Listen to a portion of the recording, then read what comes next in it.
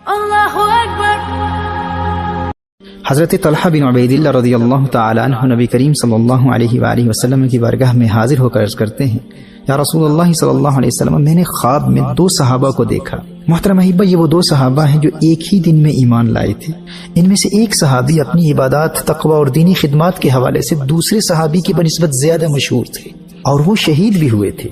اور یہ دوسرے صحابی سے 1 سال قبل جام شہادت نوش فرما چکے تھے، اور دوسرے صحابی کا انتقال 1 سال بعد ہوتا ہے اور وہ شہید بھی نہیں ہیں۔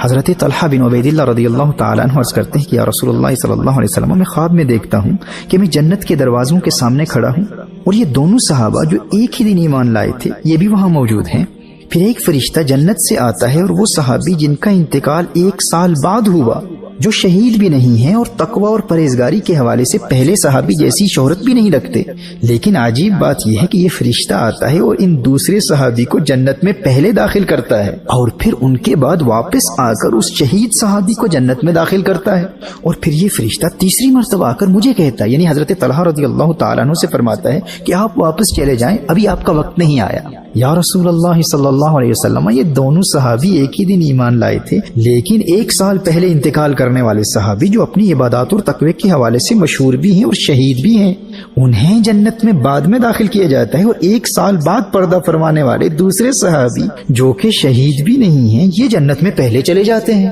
کونین کے والی صلی اللہ علیہ وآلہ وسلم ارشاد فرماتے ہیں، الیس ھذا قد مکث بعد ھذا سنہ، وہ صحابی جو شہید نہیں ہوئے تھے کیا انہوں نے دنیا میں اس شہید صحابی سے 1 سال زیادہ نہیں پایا؟ حضرت طلحہ عرض کرتے ہیں، بلا، بات تو یہی ہے یا رسول اللہ صلی اللہ علیہ وسلم۔ نبی کریم صلی اللہ علیہ وآلہ وسلم نے ارشاد فرمایا، وَأَدْرَكَ رمضان۔ طلحہ غور تو کرو، جنہوں نے دنیا میں 1 سال زیادہ گزارا وہ شہید تو نہیں ہوئے، انہیں شہادت تو نہ ملی لیکن انہیں ایک اور رمضان تو مل گیا نا۔ میرے دوستو، جاننا چاہتے ہو جس خوش قسمت کو اللہ جل وعلا رمضان تک زندگی دے دے اور وہ رمضان کا احترام بجا لاتے ہوئے گناہوں سے بچتا رہے اور اس پاک مہینے میں خوب عبادت کرے، اسے مقام کیا ملتا ہے جاننا چاہتے ہو؟ ارشاد فرمایا، اے طلحہ، اگرچہ یہ دونوں ایمان ایک ہی دن لائے تھے لیکن اس 1 سال بعد پردہ فرمانے والے صحابی جو شہید بھی نہیں ہیں انہیں مزید ایک رمضان مل گیا، اور اس رمضان کے پانے کی برکت سے اس صحابی اور اس شہید صحابی کے مقام میں اللہ جل وعلا نے اتنا فرق پیدا کر دیا جتنا زمین و آسمان کے مابین ہے۔ ہر چند کے جنت میں پہلے داخل کیا جانے والا شہید نہیں تھا، لیکن رمضان پانے اور رمضان کی عبادت کی وجہ سے اس کا مقام اس شہید صحابی سے اتنا بلند ہے، یہ درجات و مقامات کے اعتبار سے رمضان کی وجہ سے اس شہید کے مقابلے میں اتنا آگے نکل چکا ہے کہ اب دونوں میں اتنا فرق ہے جتنا زمین و آسمان کے مابین ہے۔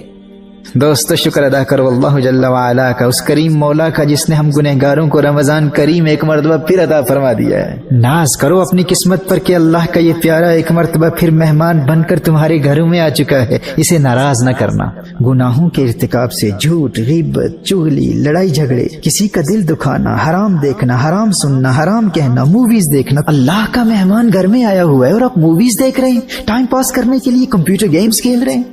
لغو گوئی، فحش کلامی، تکبر، ریا، والدین کی نافرمانی، آپسی نفرتیں اور ان جیسے گناہوں سے اللہ کا یہ مہمان بہت ناراض ہوتا ہے، اور اللہ نہ کرے الیاذ باللہ کہیں ایسا نہ ہو کہ یہ مہمان تمہاری زندگی میں آیا ہوا ہو اور تمہاری نماز قضا ہو جائے، تمہارا روزہ قضا ہو جائے۔ دوستو، اس کے جانے سے قبل اس پیارے مہمان کو راضی کر لو، معافی مانگ لو، اس سے توبہ کر لو اللہ کی بارگاہ میں۔ اور یہ راضی کیسے ہوتا ہے؟ اس پاک مہینے میں قرآن نازل ہوا تھا اور اس کا اور قرآن کا بڑا گہرا تعلق ہے۔ یہ قرآن کی تلاوت سن کر بہت خوش ہوا کرتا ہے، قرآن کی تلاوت بھی کرو اور تحریک کنز الہدیٰ کے منہج کے مطابق قرآن کی تفسیر کا مطالعہ کر کے بھی اسے خوش کرتے رہو اور درود و سلام کی کثرت سے بھی اسے خوش کرتے رہو۔ اگر تم نے سچی توبہ کر لی اور آئندہ تمام زندگی گناہوں سے بچ کر گزارنے کا پختہ ارادہ کر کے اللہ کے اس مہمان کو خوش کر دیا تو یہ تمہیں اللہ کی معرفت اور قرب الہی کے ایسے مقامات پر فائز کر دے گا کہ باقی نیکیوں میں کمی کے باوجود تم شہیدوں سے بھی بلند مرتبے پر فائز ہو جاؤ گے۔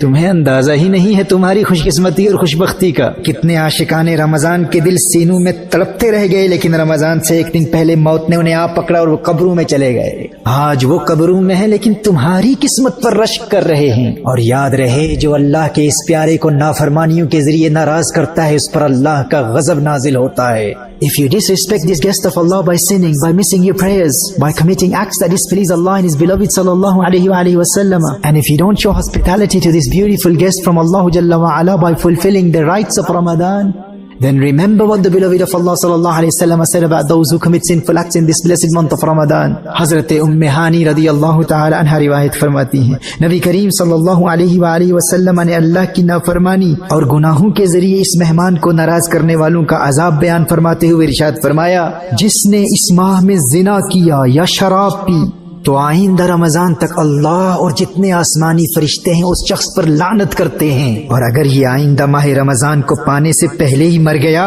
تو اس کے پاس کوئی ایسی نیکی نہ ہوگی جو اسے جہنم کی آگ سے بچا سکے۔ نبی کریم صلی اللہ علیہ وآلہ وسلم نے ارشاد فرمایا، تم ماہ رمضان کے معاملے میں ڈرو، کیونکہ جس طرح اس مہینے میں اور مہینوں کے مقابلے میں نیکیاں بڑھا دی جاتی ہیں، اسی طرح گناہوں کا بھی معاملہ ہے۔